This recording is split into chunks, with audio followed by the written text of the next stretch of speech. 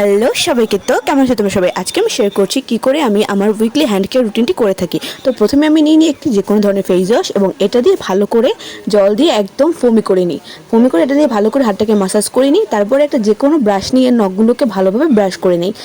তো নখগুলোর ভিতরে যেন ময়লা না থাকে এরকমভাবে ব্রাশ করতে হবে। তো তোমরা দেখতেই পাচ্ছ আমি কী করে নখগুলোকে ব্রাশ করে নিচ্ছি। তো ব্রাশ করা হয়ে গেলে তোমরা হাতটিকে ভালোভাবে ওয়াশ করে নেবে। আর ব্রাশটা কিন্তু একটু জেন্টলি করতে হবে।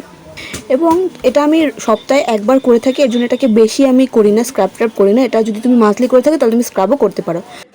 তো ওয়াশ করার পরে একটি কিউটিকল পুষার নিয়ে হাতের কিউটিকলগুলো পুশ করতে হবে, যাতে করে তোমার নেল গ্রোতে সুবিধা হয় এবং নেলগুলো তাড়াতাড়ি গ্রো করে। তো অফ ক্যামেরায় আমি কিউটিকলগুলো পুশ করে নিয়েছি, তোমাদেরকে জাস্ট দেখানোর জন্য দেখাচ্ছি যে কীভাবে তোমরা করবে।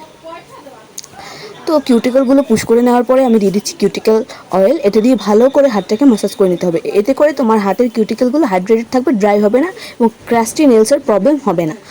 তো এরপরে যে কোনো একটা হ্যান্ড ক্রিম নিয়ে নেবে। আমি একটা হ্যান্ড ক্রিম ব্যবহার করছি, এটা আমি অনেক আগে পারচেস করেছিলাম। এরকম একটা হ্যান্ড ক্রিম আমি ব্যবহার করে হাতটাকে ভালো করে ম্যাসাজ করে নিচ্ছি।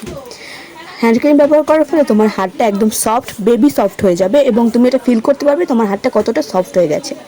তো সব কিছু করার পরে, আমার হ্যান্ড কেয়ার করার পরে তোমরা দেখতেই পাচ্ছ হাতের লুকটা কতটা ব্রাইট এবং শাইনি লাগছে।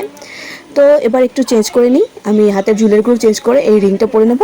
তো এটাই ছিল আজকের ভিডিও, দেখা হচ্ছে পরের ভিডিওতে। ততক্ষণের জন্য বাই বাই, আর প্লিজ সাবস্ক্রাইব।